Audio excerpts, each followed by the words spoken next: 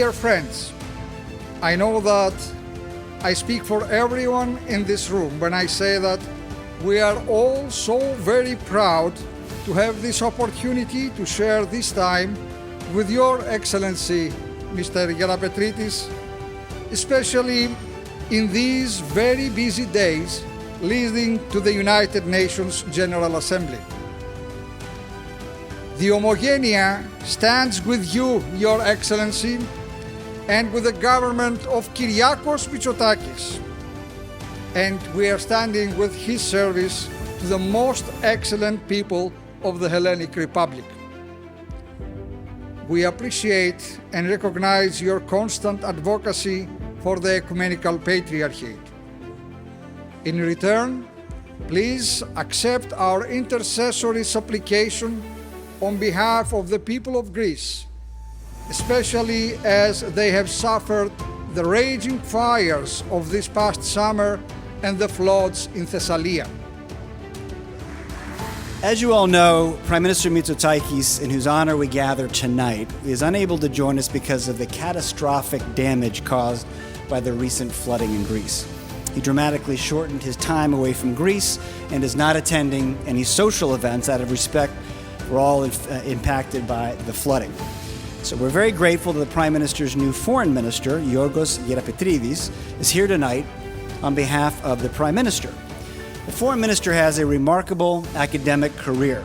He's a graduate of the Law School of Athens, did his postgraduate studies at the University of Edinburgh, and received his PhD at Oxford. He served at the Harvard Law School and Oxford as a visiting fellow, at the University of London as a visiting scholar, at the London School of Economics as a visiting professor, and most recently at the University of Athens as a professor of constitutional law and director of the Department of Public Law. He's an author of 7 scientific books and has over 100 contributions to Greek and international scientific journals. As an attorney, he's pleaded before the Hellenic Council of State, the EU Court of Justice, and the European Court of Human Rights. When Prime Minister Mitsotakis was first elected in 2019, he brought on the minister as his Minister of State. After the Prime Minister's recent re-election 2 months ago, he asked the minister to serve as his Foreign Minister. And he's doing so at a crucial and transformative time for Greece, particularly with regard to its relations with Turkey. So we're honored to have him with us tonight. Please welcome the Foreign Minister of the Hellenic Republic, Yorgos Gerapetritis. Σεβασμιότατε, Υπουργοί, Πρόεδροι, αγαπητοί φίλοι, Your Eminence, dear ministers, presidents, friends, it's a great honor to be here with you. Είναι μεγάλη τιμή να βρίσκομαι σήμερα μαζί σας σε μια δύσκολη μέρα και μια δύσκολη εβδομάδα. It's been a rather tough time for Greece the last few weeks. You know that we suffered from wildfires throughout the summer, and then we suffered from extensive floods. This is why our Prime Minister was not capable of coming to New York early to participate in your social event, so he regrets and he says his regards.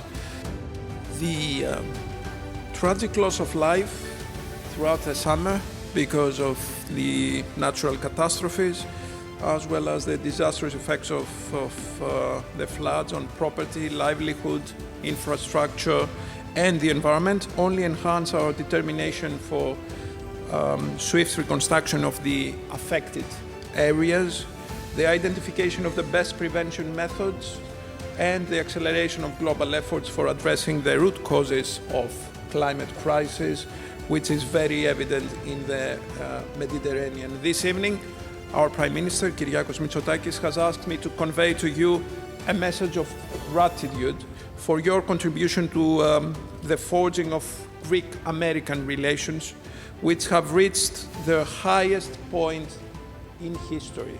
And this is very largely owed to you. This was clearly demonstrated and consolidated by the historic visit of our Prime Minister to the United States for the commemoration of the bicentennial of the Greek Independence War, and of course the Prime Minister's presence before the joint meeting of the Congress, the first time a Greek Prime Minister addressed the Congress. This impressive celebration of Greece was mainly a way for the American leadership to honor the Greek-American community, essentially recognizing the tremendous contribution you have to the American society, your crucial role in building the United States, and your firm commitment to Greek-American relations. Your dedication to strengthening our bilateral relations is paid off. Greek-American cooperation today is at an excellent level, and its scope is broader than ever. In a world of rapid and radical changes, Greece has proven to be an ally to the United States, a valuable player in the Eastern Mediterranean region, and a hub of great potential for economic growth. Our united front against the Russian invasion to Ukraine derives from our shared long-standing values of democracy and respect of the rule of law and of international law, standing alongside to the United States against revisionism around the world. Greece has proven to be a trustworthy ally to the United States and has upgraded the importance of the Eastern Mediterranean for American interests. On the other hand, domestically, Greece is a very stable democracy that managed to overcome a sweeping economic crisis without surrendering to extremism. A resilient economy which has recovered rapidly and robustly, reaching a GDP growth of almost 6% in 2022, a European record. A safe and reliable destination for investment thanks to our sector-wide reform agenda. Only lately we had a series of upgrades of our economies from the rating agencies essentially to the investment grade. Now coming to our foreign policy, and before saying a few things about the basic pillars of our foreign policy, I would like first of all to thank my vice ministers who are present now, Vice Minister Alexandra Papadopoulou and Vice Minister Kostas Frangogiannis, for their invaluable assistance in the very difficult task we have the Foreign Ministry, and especially to thank Alexandra for setting up this magnificent event and for spending so much time and energy to cultivate the Greek-American relations. Thank you, Alexandra. And I know that you must be rather disappointed to have me instead of the Prime Minister, but I hope you are compensated for your patience and tolerance. Now, coming back to our foreign policy. Apart from our firm commitment to NATO and the European Union, we have prioritized our bilateral relations with the United States. Our military cooperation has been enhanced with the new Mutual Defense Cooperation Agreement. The base of Alexandroupoli, the port of Alexandroupoli, an essential part of the agreement, has proven to be extremely important for the NATO forces in the context of the war in Ukraine, and obviously we continue our defense cooperation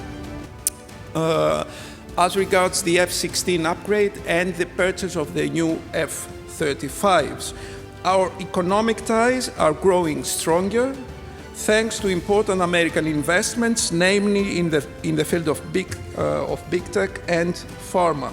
Our people-to-people contacts are reinforced with an unprecedented wave of American tourists in Greece this year, but also through educational exchange programs.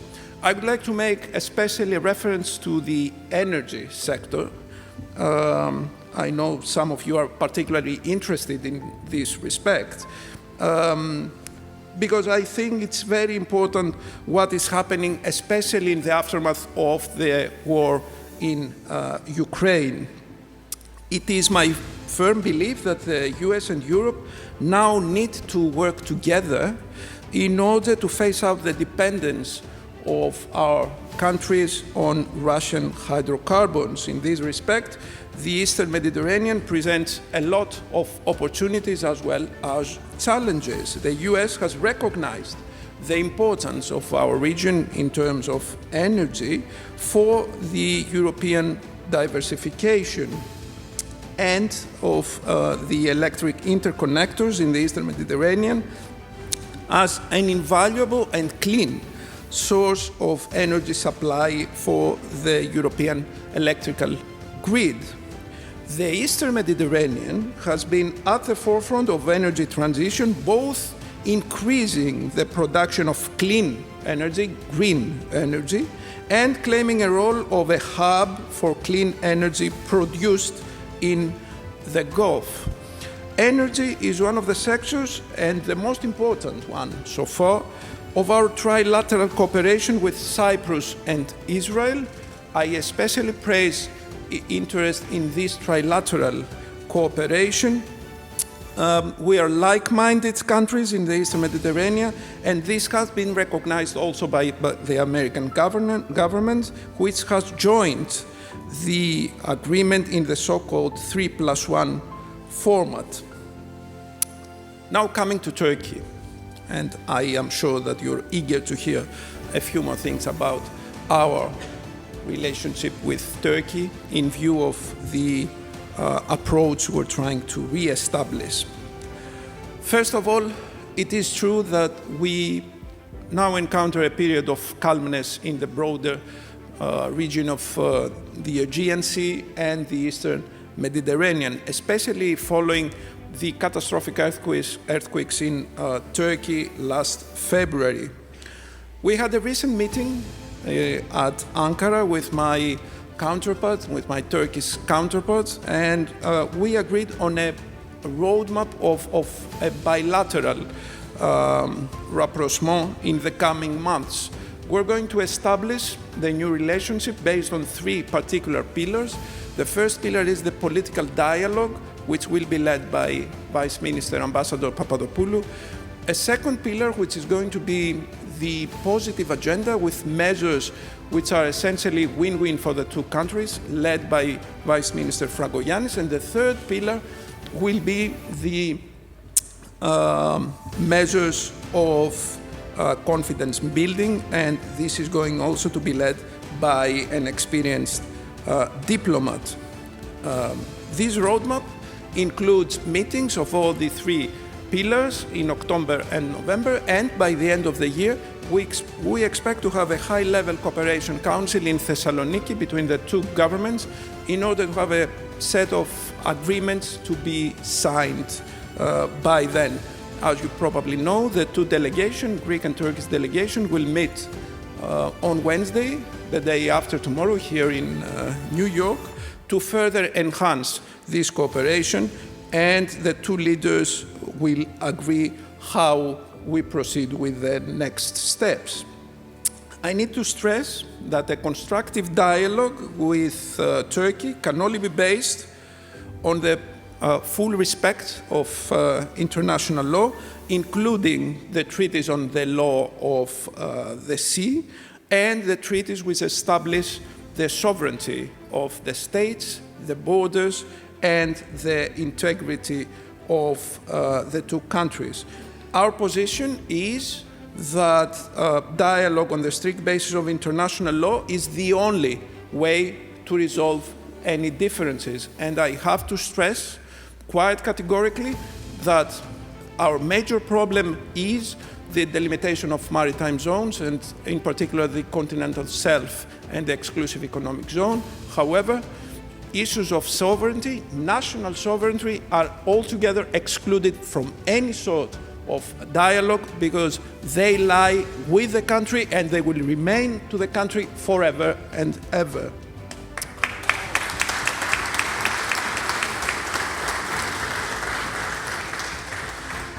And I would like especially to make a comment concerning Cyprus. I know quite a few of you do have roots from Cyprus, and I want to be very straightforward concerning Cyprus, which is our top priority in terms of foreign policy and diplomacy. We're working very closely with the government of Cyprus. It was only today that I saw both the President and the Minister of Foreign Affairs. We're fully aligned when it comes to promoting the idea of United Cyprus on the basis of the resolutions of the Security Council of the United Nations. We fully adhere to the idea of a single a state which will be based on a binational federation. No way that we could discuss the idea of a two-state solution. This is a non-starter, and we do not discuss this. Further, I would like to conclude with the situation in the Western Balkans. As you probably know, Greece has been the leading country when it came to the enlargement of the European Union towards the Western Balkans. It was in Thessaloniki back in 2003 when we decided that the future of the states of the Western Balkans belong to the European Union. And we had the opportunity to actually reiterate this statement in Athens last month when the Prime Minister called all the leaders from Western Balkans and also from Ukraine and Moldova in order exactly to reinstate the idea that the Western Balkans should be in the European family. Obviously, when it comes to the accession process, there are specific conditions and milestones that need to be met by all states. And the most important of this milestone is obviously the respect to international law, to the rule of law, and to the basic principles of democracy. And in this respect, I would like again to stress the point that our neighboring state, Albania, has been rather opposing the idea of rule of law, of respect to political rights, and to the mainstays of democracy by illegally withholding Fredi Beleri, the mayor-elect of Kimara, and essentially prohibiting him from being sworn in. This is what the people of Himara decided, and unfortunately Albanian authorities are refusing to allow Beleri to be in his post. This is not something that one might expect from a candidate country for the European Union. Dear fellow Greeks, αγαπητοί συμπατριώτες, our government wants to hear the voice of Greek diaspora. Since it was re-elected, the Mitsotakis government lifted immediately the restrictions concerning the vote of Greeks abroad. That was the first bill to be introduced in the parliament immediately after the elections. What happened essentially was that all bureaucratic requirements have now been lifted, so it is a very simple process for every Greek to vote from the place of his domicile. So please take full advantage of the new legislation. It will be much easier for all of you to vote and actively participate in the political situation in Greece. Further, we took a series of steps in order to make your life easier and to establish a direct channel of communication with the motherland, such as the Register of the Citizens, which promotes the direct registration of foreign registry acts by the consular authorities, the virtual assistance that provides automated electronic responses to consular affairs, the My Council Live, a service which remotely serves citizens via video calls, a special page on the GovGR for Greek people abroad, and now, in addition, we have the digital learning platform, the stylinica.com, which allows people to get familiarized with the Greek language.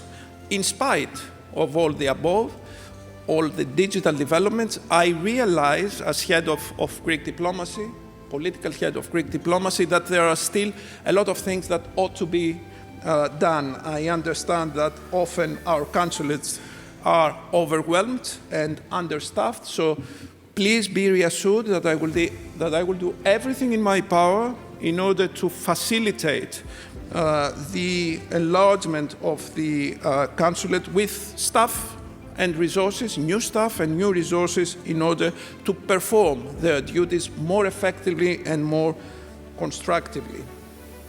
Dear fellow Greeks, αγαπητοί μου συμπατριώτες, I firmly believe that public diplomacy and diaspora are complementary concepts. The Greek communities are emerging as a strong player in the international political scene.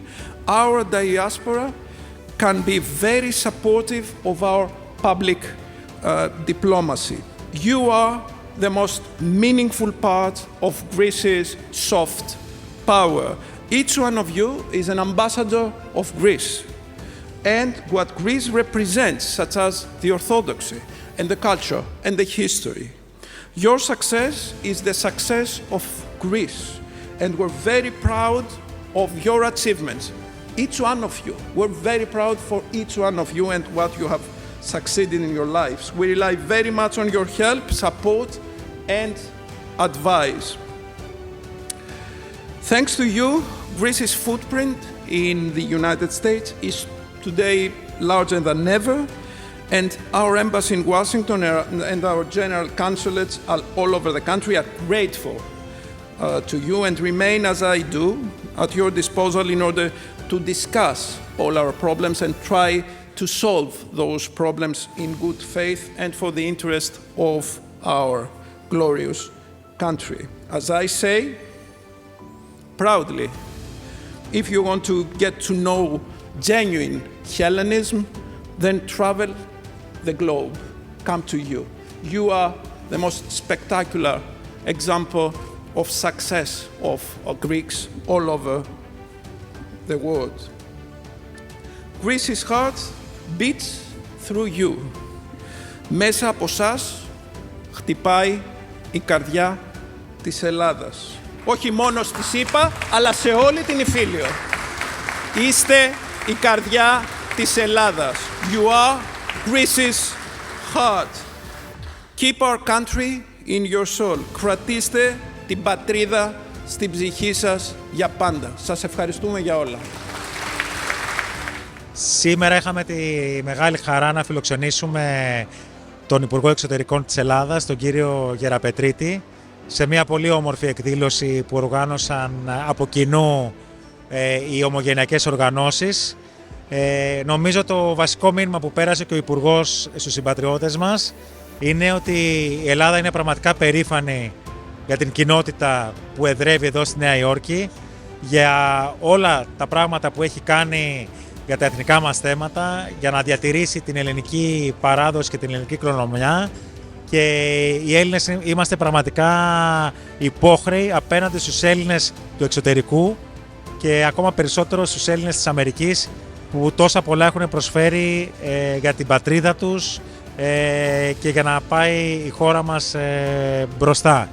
Επίσης, ο κύριος Γεραπετρίτης ήταν εδώ με την ευκαιρία του UN Week, θα συμμετάσχει σε πολλές εκδηλώσεις στο πλαίσιο αυτό, και θα έχουμε βέβαια την πολύ σημαντική συνάντηση που θα έχει ο Πρωθυπουργός της χώρας, ο κύριος Κυριάκος Μητσοτάκης, με τον Τούρκο ομόλογό του, για να μπορέσουμε να αναπτύξουμε μια συνεργασία και, όπως είπε και ο Υπουργός, στη βάση του σεβασμού του διεθνούς δικαίου και των κανόνων που διέπουν τις σχέσεις των δύο χωρών.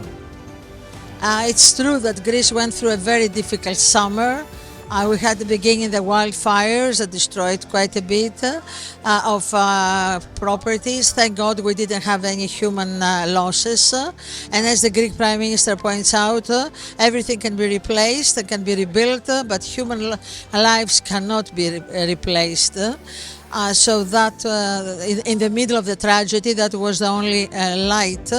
And then, of course, the horrible rains and the floods in central Greece. As the scientists point out, once every 300 years you have that such phenomena. So, but the Greek people has a lot of courage and a lot of stamina and a lot of strength, and the Greek government is determined to help the people rebuild their livelihood where they are and overcome this tragedy. Turkey is our neighbor. We live together and we're going to live together, and we want to use every available opportunity to have a better relationship with Turkey. This doesn't mean that our sovereignty we're going to discuss about sovereignty. This is not an issue, but we can discuss about normal issues that the neighboring countries face, like immigration, cooperation in climate change, civil protection. There are areas of cooperation. Sovereignty is not an issue for discussion. With the UN General Assembly underway, Greek officials, including Greek Foreign Minister Gerapetritis, have gathered today in New York City at the Harvard Club to honor Greek Prime Minister Kyriakos Mitsotakis, who will be arriving tomorrow for the general debate.